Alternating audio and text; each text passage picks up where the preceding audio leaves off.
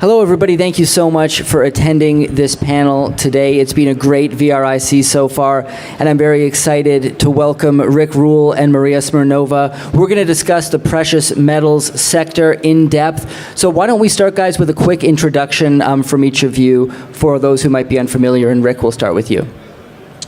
Rick Rule, 70-something years old, 50 years in the business, starting out here in Vancouver, among other things, with Jay Martin's father, Joe Martin.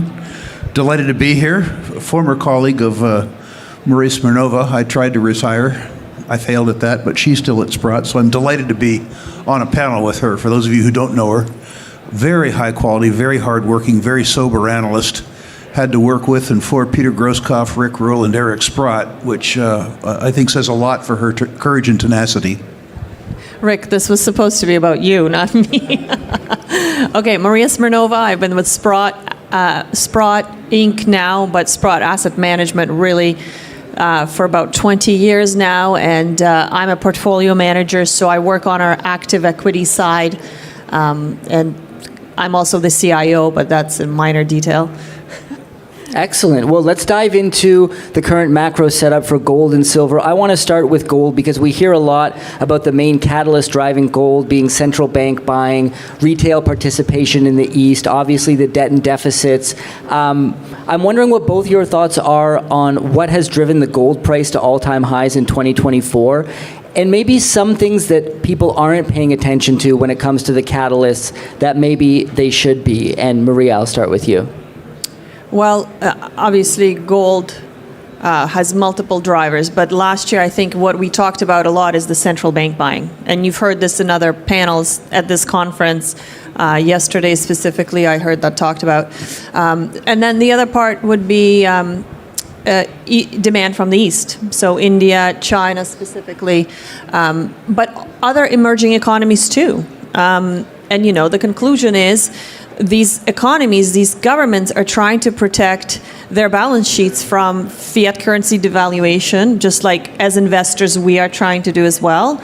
And they're trying to diversify away from the US dollars in their foreign exchange reserves. And, you know, we use terms like weaponization of the dollar. When Russia went to war in Ukraine in 2022, that was, and the West froze Russia's foreign exchange reserves, that was a signal to other countries of this world to say, hey, I don't want that to happen to me. And that's exactly when we started seeing a big pickup in central bank buying. And that trend has continued to stay strong. It continued to stay strong from 2022 until last year, and probably now as well. But the retail demand has been strong as well, and particularly in the East, like I said. And it's been strong not just in gold. We'll talk about silver separately, but it's been strong in silver as well. Excellent. Rick, what are the catalysts you think brought us to all-time highs in 2024? And are we in the early stages of a longer-term precious metals bull market at this point?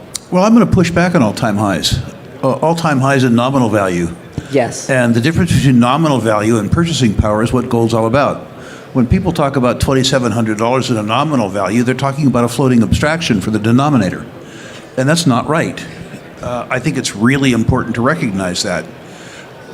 Gold has done well through history, at least in my reading of history, but also in my life, which is long enough it's becoming history, that I've seen that gold does very, very well when investors and savers are concerned about the maintenance of their purchasing power in fiat instruments. If you believe the U.S. government statistics, I'm a voter, I don't, they will tell you that the destruction of your purchasing power in U.S. dollars is 2.6% compounded a year. If there's any Americans in the audience, aside from me, if you look back at the basket of goods and services that you've consumed in the period 2020 to 2025, this 2.6 number is fiction. I would suggest that the CPI is the CPI. Look at your health insurance, look at your health costs, look at your rent if you rent, look at your mortgage, look at your gasoline prices, look at your grocery prices, and tell me that the purchasing power of your currency has only declined by 2.6% compounded. I'm no economist, but this is laughable. It's really, truly stupid. I would say, well, if John Williams were here, Shadow Stats, he'd say that U.S. inflation is 12% compounded. I'm not going to be that aggressive. I'm going to be a moderate for the first time in my life and say that the inflation, the destruction of the purchasing power of the U.S. dollar is sort of 7.5% compounded. That's bad enough. But if you're concerned about the deterioration of your purchasing power, you have to put in one more piece of math. The predominant savings product in the United States, the predominant savings product in the world is the U.S. 10-year Treasury. That pays you 4.5%. So if you're earning 4.5 in a currency where your purchasing power is declining by 7.5, you are guaranteed to lose 3% of your purchasing power a year compounded for 10 years. Think about that. You give the U.S. government your money for 10 years, and they absolutely solemnly swear to give you 35 or 36% less purchasing power after 10 years. The first of their promises, by the way, in my life that I believe. And that's why I think gold is going to do well, right there. And I would say also, not just in the U.S., in Canada, we have the same situation. In Europe, we have the same situation. I try, Maria, not to insult governments that I don't vote for. It's difficult when I'm in Canada because I pay tax here, but... Well, let's talk about silver, because obviously it's a hybrid metal. It has a ton of industrial uses. I don't think people truly appreciate how much silver is used in so many different industrial purposes. And then, of course, it also is a monetary metal with a history dating back thousands of years. However, central banks don't accumulate it. And I would like to know what your thoughts are on its value as a monetary metal today. Does it play the same role as gold in that sense? And on the industrial side, we're hearing a lot about the energy transition and how silver is needed for photovoltaic solar panels. Is that something that you really take into account when you look at the silver picture, as the growth of demand for that is actually going to drive the silver price? So Maria, I'll start with you, the monetary side and then the industrial side. Well, there's a lot to unpack with silver, right, to your point. I think the question about monetary value depends where you live. So if I live in India, my monetary value of silver is much, much higher than if I live in Canada, I think, right? Because we have a lot of demand for investment type purposes of silver out in the East. And there's certain cultures that have more affinity to it. Obviously in the US we have silver eagles, we have coins and bars in Canada and in the West too, but that demand is not necessarily as strong. But it is wildly fluctuating throughout the years. The monetary kind of demand has been up and down throughout time, okay? And it depends on where we are in the economic cycle also, right? On the industrial demand, and I also say that industrial demand has been becoming more and more important. It's been growing, and it's been growing because of solar, because of EVs, because of medicine uses, anything to do with industry, right? And I always say silver is a great metal because it has great electroconductivity properties and great light reflectivity properties. Those two things, and it's very malleable. That's the third one. So those three properties make it a great metal to use in cars, in TVs, in phones, in so many different applications. Obviously, solar panels, which are huge. Last year, solar panels consumed 20% of supply of silver or more. That's a big use of silver, right? So that's been the backbone of demand, but it's been growing at a rapid pace. And that has led in the last 4 years in a supply-demand deficit. And just as, to put things in perspective, we produce about a billion ounces a year of silver between scrap and mine. In the last 4 years, the cumulative deficit has been 750 million ounces. So 3/4 of an annual production. Those are big numbers. And that's just it. The metal is in a fundamental deficit, and that's going to stay that way.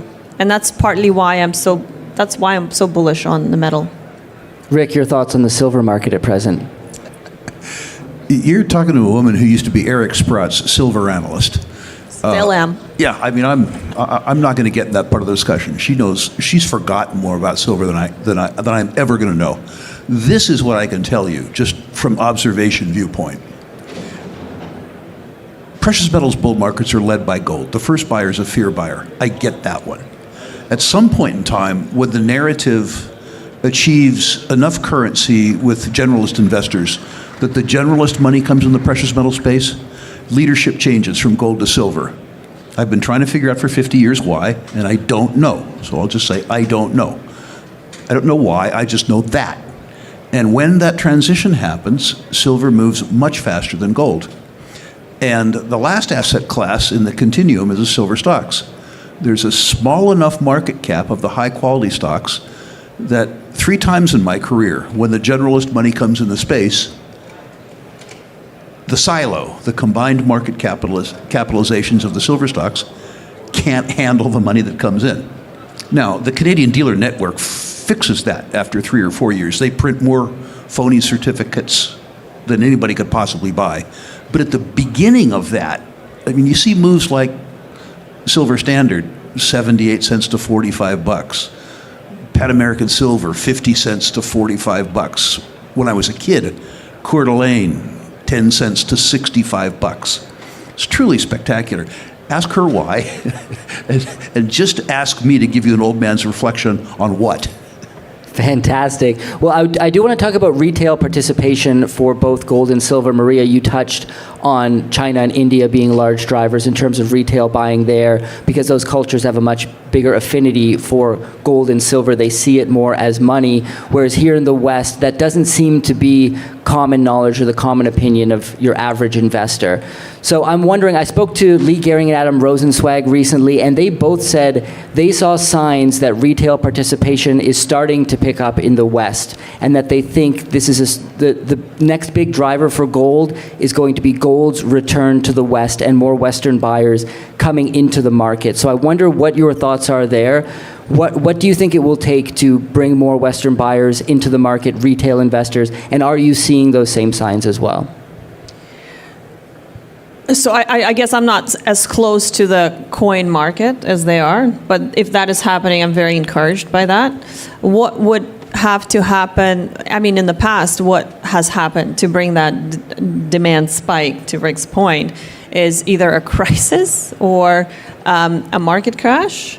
I mean, the issue partly we've been dealing with in the last few years is that the S&P continues to reach new highs and is, by the way, it's doubly valued than gold and silver stocks, you know, much more overvalued.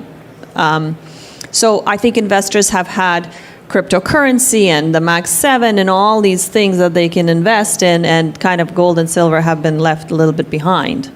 But, you know, there are things that could happen that would change that in a hurry.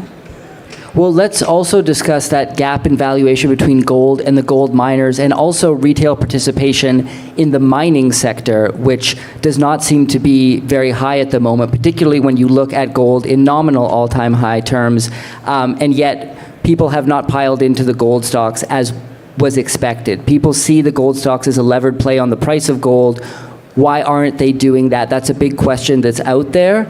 I've heard a lot of theories on this. I'd like to hear from both of you why you think the retail buying hasn't come into the mining stocks like people expected. Rick? Well, the disconnect in the move between the metal and the miners is easy to explain. The metal has moved because central banks have been buying the metal, and the central banks don't buy mining stocks. They're related markets, but they're not the same markets. You know, I'm looking out here, and I was looking around for any central bankers, and it seems they're missing. So the idea that there's 2 different buyers classes in a related asset class explains most of the difference. The rest of the answer is not so pretty, frankly. If you dial the precious metals equities market back to the year 2000, in the period 2000 to 2010, the gold price increased 7-fold, and the free cash flow per share of the major miners decreased. It took real skill to turn a 7-fold increase in the selling price of your product into reduced free cash flow per share. So industry investors and generalist investors, let's just say they've had low expectations around the efficiency of the mining industry. I believe that investors, at least for the next 2 or 3 years, will hold the industry into account. The third circumstance is that as the gold price increased, the price of inputs, or the cost of inputs, increased too, so that the margin expansion that some investors expected the gold industry to show in the last 3 years didn't occur. Maria and I have the advantage of having been around a while, and we understand. And just looking very recently at the quarters that you saw at Lundin Gold, Alamos, Agnico Eagle, What you're starting to see just now is gold companies that aren't beating their quarterly forecasts. They're murdering them. They're clobbering them. In other words, to say, I think that's going to follow. But I want also to answer your previous question. Anyway, the math that's important to me around future participation in this market is that the market share in the United States of precious metals and precious metals related securities relative to other savings and investment classes is less than 0.5%. JP Morgan Chase suggests that precious metals and precious metals related securities comprise less than 0.5% of all savings and investment assets in the United States. This is very important because they estimate that the 40-year mean market share was 2%. So gold doesn't have to, all these gold bug things, gold doesn't have to win the war against the US dollar. Gold doesn't have to supplant the US 10-year treasury. All it has to do is revert to mean. If the market share reverts to mean, demand for this asset class, precious metals and precious metal securities, increases fourfold in a market that right now is 23% of the world's savings and investment assets. That's all it has to do. That's precisely what it's going to do. I can't give you a gold price target because I'm not that smart. All I can try to say is that if an asset class where you can't increase supply very much goes from a 0.5% market share to a 2% market share, it has the potential to do absurd things to price. Can I go back to the idea of, I actually agree with you about, mining companies not always being the best stewards of capital. We talk about that a lot. But I'm actually a little more optimistic. I think we're seeing good signs right now in the industry that, at least on the producer side, companies are making free cash flow, as you mentioned, and it's not just those three companies. Lots of companies are actually making money. Lots of companies are starting to pay dividend or buy back shares, and that's very encouraging. And in terms of the margin expansion, yes, gold price for once last year moved faster than the inflation moved. So there are signs, again, that make us optimistic to say that hopefully if this continues, if this trend continues, capital should be returning to the sector. Well, when looking across the spectrum of the gold and silver mining sector, first of all, where are you seeing the value at present in terms of all the way from exploration to development, production, royalty streaming companies, and maybe a few tidbits, if you could, about how both of you evaluate gold and or silver mining companies, any sort of actionable words of wisdom that maybe the audience could take away. Rick? Well, the last question requires a lot of work, and investors have to be willing to do that. The first question really involves who the investor is, what their outlook is. I see a lot of value through the space. When you add back the pipeline and then you add back the culture for intelligent deployment or recycle of capital, even the best of the best is attractively priced. If you come from there down to single asset developers, something that the market usually discounts because they're afraid of on-balance completion and they're afraid of single asset producers relative to multiple asset producers, you're seeing single asset developers that are selling at 20% of NAV. When you de-risk that, assuming you get no expansion, if you get NAV, you get a five-bagger. If then that five-bagger gets taken over by a multiple asset producer, that discount goes away. So on top of a five-bagger, you get an acquisition bump. You see this type of opportunity. Well, in my life, this is the second time I've seen this kind of opportunity when I was old enough and wealthy enough to have the ability to act on it. This is unusual. There's opportunity. I mean, listen, there's lots of flotsam and jetsam. There's lots and lots and lots of junk out there. But there's also lots and lots of companies that have attractive assets, good growth profiles that are either fairly priced or cheap throughout the space. Which ones you choose depends on those people, what they want, not me. And Maria, your thoughts currently on the gold and silver mining space, where you think the value lies? Well, we're traditionally a small to mid-cap investors. We generally don't buy things like Barrick and Newmont, and that has helped us in recent times because the smaller companies, the mid-cap companies, have actually done much, much better than the two big ones. And by the way, the indices, equity indices, are skewed towards the big companies. So in times like this, it's quite easy to outperform the indices. But to go back to the valuation question, how do we look at companies? I would say one of the key ingredients is actually the metal price you use. And usually, I the way I've kind of been taught by Eric, and usually how I see things is I use the spot price. I don't try to create a prognosis for the gold price or the silver price. I take the spot and I evaluate the company valuation based on spot. And the one thing about the mining industry and the sell side analysts, they don't do that. And they usually have a forecast of metal prices that go down. And that is actually part of the issue in the industry, because they don't evaluate the companies, in my mind, fairly, because they're trying to create, something, right?